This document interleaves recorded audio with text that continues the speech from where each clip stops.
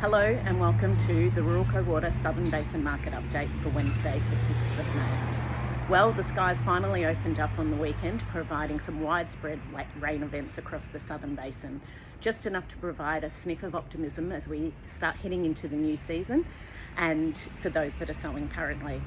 However, unlikely to materialise into anything significant in terms of inflows into storages.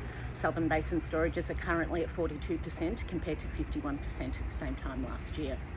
As we move across to the temporary allocation markets, last week we saw the trade closure for New South Wales interstate. Intra-valley trade between the Murrumbidgee and the Murry remains open. However, with the price firmer in the Murrumbidgee, it's unlikely that we will see trade move into the Murray unless for carryover purposes. Currently, price range in the Murrumbidgee is around $495 to $500 a meg, whereas in the New South Wales Zone 11, it's roughly around $420 to $430. Broadly speaking, the temporary allocation markets are steady, tempered a little bit by the recent rain event. Below Choke SA and Victoria, Zone 7 is $420 to $430.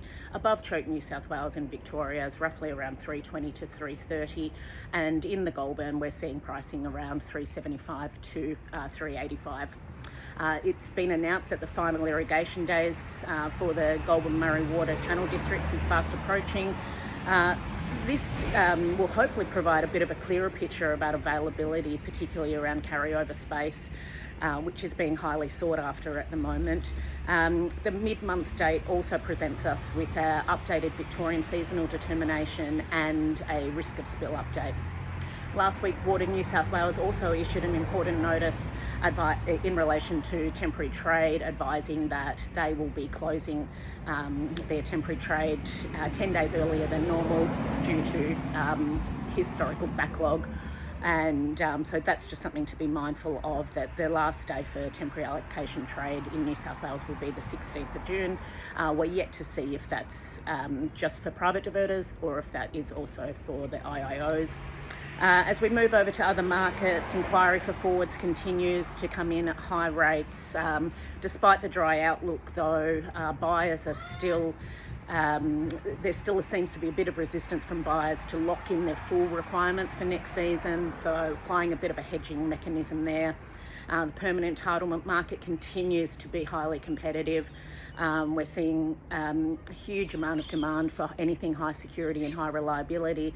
At the Victorian Zone 6, high reliability is in high demand at the moment, with buyers paying around $4,600 a meg. The Commonwealth continue to trickle feed responses for the expression of interest 1 that was broken up into RFT 1 and RFT 2. If that doesn't make any sense to you, that's okay. Just give your broker a call if you did participate. If you're still waiting to hear from your submission, from your expression of interest, they have advised that this is an ongoing process.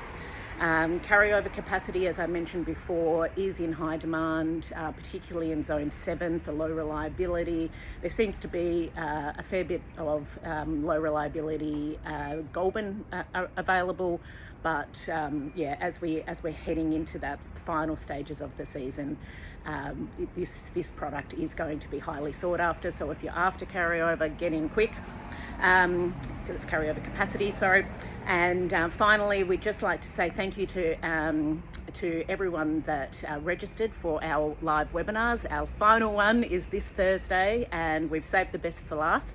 We're going above Choke. Our presenters, Marianne Graham and David Barthold, will give you a fantastic insight into this season and the outlook for next season.